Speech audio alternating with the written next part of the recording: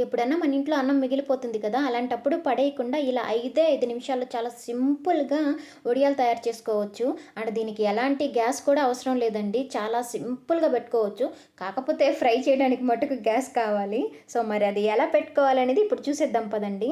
ముందుగా ఒక mixie jar తీసుకొని అందులో కట్ చేసి పెట్టుకున్న 2 ఎర్రగడ్డ ముక్కలు, ఒక ఇంచు అల్లం ముక్క, 4 పచ్చిమిరపకాయలు, ఇంకా ఒక టేబుల్ స్పూన్ జీలకర్ర అండ్ తగినంత సాల్టు, మిగిలిపోయి ఉంటుంది కదా అన్నం, అది కూడా వేసుకొని తగినన్ని వాటర్ పోసుకొని బాగా గ్రైండ్ చేసుకోవాలండి.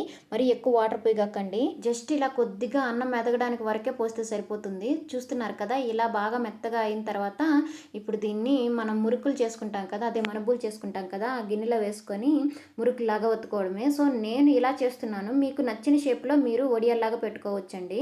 ముందుగా అయితే నేను ఒక పాలిథిన్ కవర్ మీద పెడుతున్నాను. దీని మీద అయితే మనకి ఈజీగా వచ్చేస్తాయండి. పైగా ఇవి కాలేదు కాబట్టి ఆ కవర్ మీద పెట్టినా ఏం కాదు. ఇంకా తర్వాత దాంట్లో పట్టలేదని చెప్పేసి మళ్ళీ కాటన్ క్లాత్ నీట్‌గా తడిపేసి దాని మీద కూడా ఇలాగ పెట్టేస్తూ ఉన్నాను.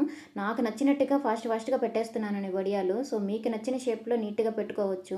సో, కొద్దిగా లాస్ట్‌లో పిండి మిగిలితే అది ఇట్లాగా ఉండల్లాగా కూడా పెట్టేశాను.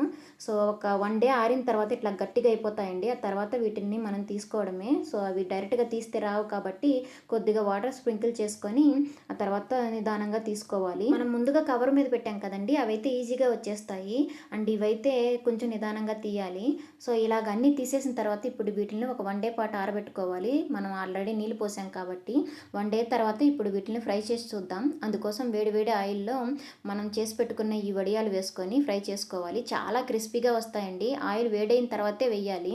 అండ్ వీటిల్ని పప్పుచారులోకి కానీ, లేదంటే ఏదన్నా పప్పులోకి కానీ వేసుకుంటే భలే టేస్ట్ ఉంటది. సో, ట్రై చేసి మీకెలా వచ్చిందనేది కామెంట్ సెక్షన్‌లో చెప్పడం మటుకు అస్సలు మర్చిపోవద్దు. ఈసారి ఎప్పుడన్నా అన్నం మిగిలితే ఇలా ట్రై చేసి చూడండి.